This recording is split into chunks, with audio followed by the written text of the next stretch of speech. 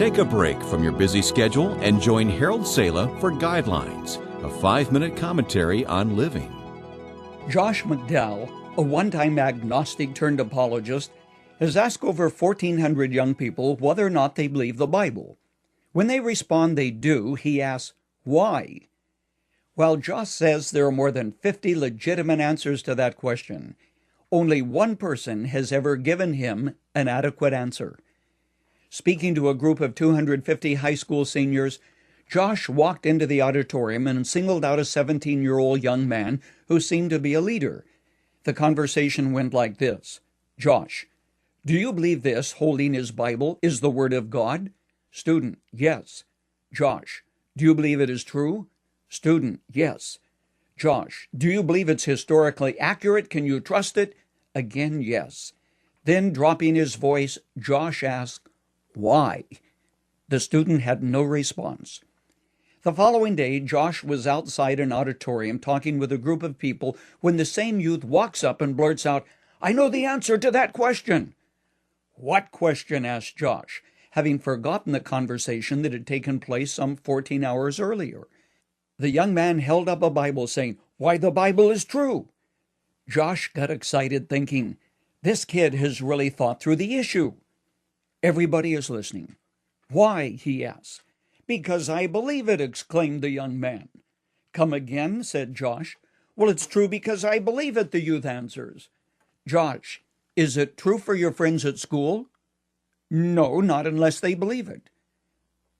Do you know the difference between you and me? Josh asked without really waiting for an answer. Continuing, he said, to you it is true because you believe it.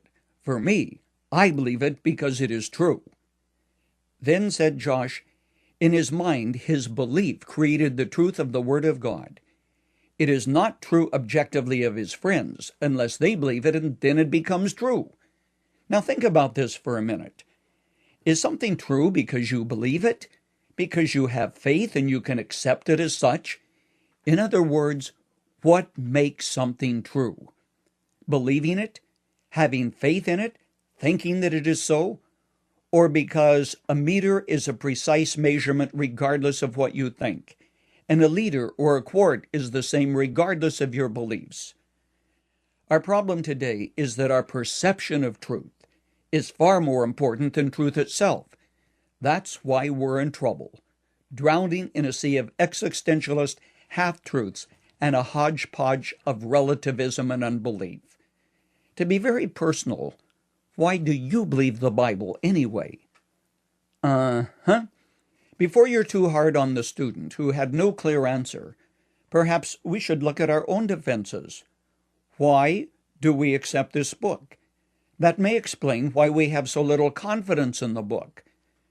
Josh McDowell says there are at least 50 clear, logical reasons for accepting the Bible as the Word of God, truth by which you can live and survive in a world that accepts falsehoods as legitimate and half-truths as acceptable.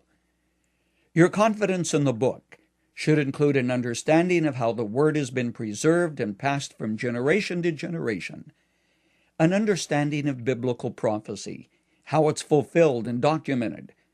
Discover to your great surprise that while the book is not a textbook on science, it is accurate in the statements it makes of a scientific nature.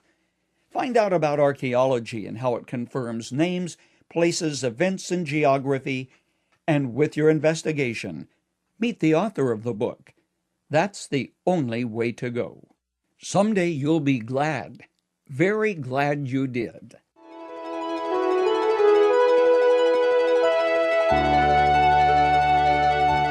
You've just heard Dr. Harold Sala with Guidelines, a 5-minute commentary on living. If you would like to listen to the program again, download a copy, subscribe to our e-commentary, or view other resources, visit guidelines.org. We would like to hear from you too. You can email us at info@guidelines.org. That's info@guidelines.org. Thanks for listening, and we invite you to join us again for the next edition of Guidelines.